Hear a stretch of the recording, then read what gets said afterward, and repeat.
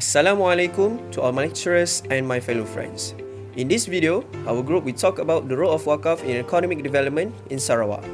First and foremost, I will introduce myself. My name is Abdul Qayyum bin Muhammad Suhaimi, and joining me for this presentation is Muhammad Azmi Zamri bin Muhammad Zairuddin alias Khairuddin. For this topic, we will talk about the introduction to waqf, types of waqf, waqf in Malaysia, waqf in Sarawak, and the role of waqf in economic development in Sarawak.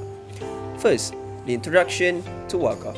Waqf, also known as hubas or mortgage property, is an inalienable charitable endowment under Islamic law. It typically involves donating a building, plot of land, or other assets for Muslim, religious, or charitable purposes with no intention of reclaiming the assets. The Quran has provided a solid foundation in encouraging the practice of waqf through verses of the concept of almsgiving, which is associated with the purpose of getting closer to Allah subhanahu wa ta'ala or taqarrub, and doing good deeds with the ultimate goal of obtaining the reward promised by Allah subhanahu wa ta'ala in the hereafter.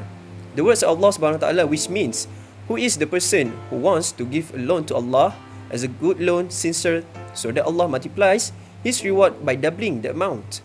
Remember that Allah is the one who narrows and expands the provision, and to him you will all be returned. Surah Al-Baqarah, chapter 2, verse 245.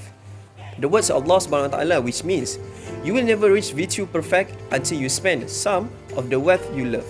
And whatever you spend, Allah is knowing. Surah Al-Imran, chapter 3, verse 92.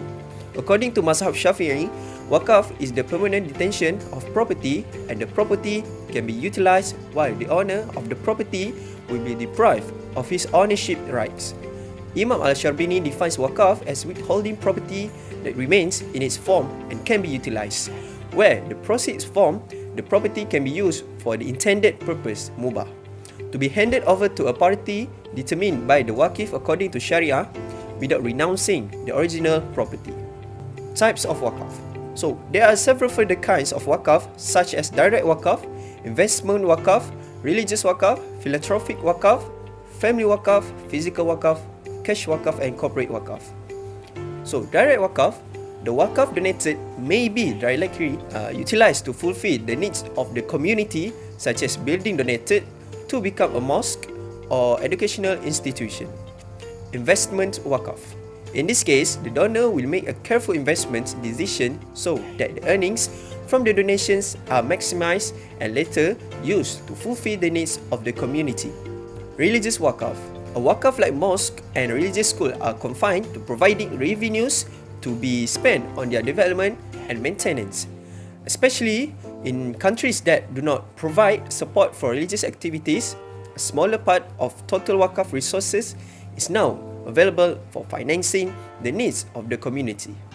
Philanthropic waqf. This type of waqf is also called waqf khairi. The objective of this waqf is to help in alleviating poverty. Any of the following areas, when used for the greater good of the people, can be accepted as philanthropic waqf, including education, healthcare, elderly care, environmental protection, and microfinance. Family waqf. Family waqf is defined as an Islamic charitable endowment dedicated to the family member of the waqif or founder. From the 17th to 19th century, this was the most common form of waqf in the Middle East.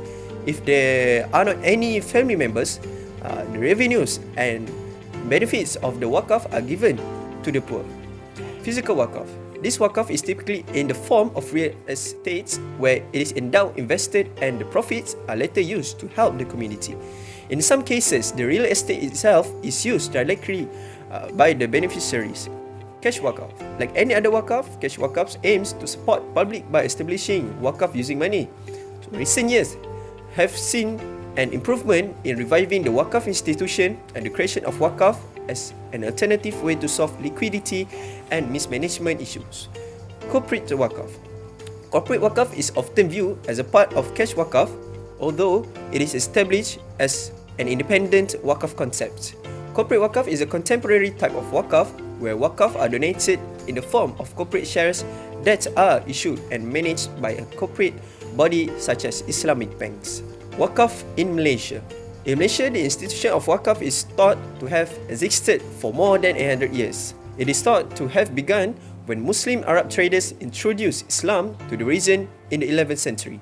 According to Ahmad Ibrahim and Mahmud, who cited Muhammad Saleh, Terengganu in historical perspective until 1918, it dates from the early 13th century and documents the presence of Islamic Sharia in the formerly Malay Federal State. The major driver of waqf development in Tanah Melayu, particularly in Terengganu, is religious education. This is demonstrated by one of Sultan Umar's waqf deeds from the early 19th century, which states that the purpose of his waqf is to advance public knowledge and education. Previously, Muslims who wanted to waqf their poverty would go visit the local chief or penghulu who would serve as the waqf trustee. The Malaysian Constitution specifies that the state has the authority to regulate Islam as a religion. The SIRC was founded in each state, as was already said, to handle all concerns pertaining to Islam. Waqf and the collecting and distribution of zakat are included in this. However, compared to other Islamic organizations, the Malaysian Islamic community has long disregarded and all but forgotten the waqf institution. In this case of waqf, the single trustee for managing all the waqf assets is the SIRC in each state. Now, I will pass to the next presenter to present for the next part of the presentation. That's all from me. Thank you. Hi, Assalamualaikum. Okay, I will continue the presentation. Waqf in Sarawak. When Muslims in Sarawak gained independence from Malaysia in 1963, one of their greatest dreams was to see the development and resurgence of Islamic Sharia in this former Brooke territory. The Tabung Baitul Mal Sarawak (TBS) was founded in 1966 as a result of Yang Amat Berhormat Perdana Seri Haji Abdul Taib Mahmud efforts and the Zakat Law of 1966. It was referred to as the Zakat and Fitrah Fund at the time. This fund has been successful in providing funding for a large number of students to attend Islamic higher education center both inside and outside the state. In addition to helping with Muslim welfare and religious issues in Sarawak. The Sarawak Baitul Mal Fund was formed in 1984 under the Sarawak Islamic Council Incorporation Amendment Ordinance 1984 as a continuation of that fund in accordance with the development of the nation and the growing requirement of Muslims to face difficult times. The Islamic Council of Sarawak, which in charge of managing the waqf, zakat and sadaqatul jariyah, founded Tabung Baitul Mal Sarawak as its agent in 1985 at the Sarawak Waqf An-Nur Sarawak Clinic. Waqf An-Nur Sarawak Clinic is a joint venture between Tabung Baitul Mal Sarawak (TBS) and KPJ Healthcare Berhad, which is a subsidiary of Johor Corporation Berhad. In general, the clinic provides basic services to patients who needs advice and basic medical treatment regardless of race and religious background with a minimum fee RM5 only for one treatment including medicine. Tabung Baitul Mal Sarawak building ground floor has been operating since 19 February 2008 and was inaugurated by Yang Berhormat Datuk Insinyur Haji Daud Abdul Rahman, Deputy Minister in the Office of the Chief Minister Islamic Affairs and Deputy Minister of Industrial Development, Promotion and Development of Industrial Estate, was also Chairman of the Baitul Mal and Waqf Board on February 28, 2008. As a health center with the concept of Waqf, then TBS has organised a special Waqf Fund collection to finance the purchase of some equipment and also for the Sarawak An-Nur Waqf Clinic. Okay, moving to the role of Waqf in economic development in Sarawak. First of all, the role is lowering government spending and involvement in the economy. In essence, Waqf is a charitable donation made voluntary by wealthy Muslim members of society to further the welfare of the general population. In this regard, Waqf institution might relieve the government of some of its duties and responsibilities while reducing its involvement in the economy. Less of the government's share will be required for specific development initiatives that will benefit society when more waqf money is raised. Through voluntary activities, the waqf institution can increase private sector engagement and decrease government intervention in the economy. Next, the role of waqf in development is avoiding deficit funding and lowering interest rates. By actively committing to social and economic needs, society can essentially avoid government borrowing through deficit finance. The government typically suffers negative financial effects from deficit financing. The public sector should cut back on its public borrowing in the current unstable global economic environment to avert potential catastrophes in the future. Sisaka paid serious attention to waqf role in lower interest rates by providing key social services without collateral cost to the government. This important contribution of the waqf system is the gradual abolition of riba has not yet been fully recognized by Islamic economists. Besides that, the role of waqf is restoring distribution of income and wealth.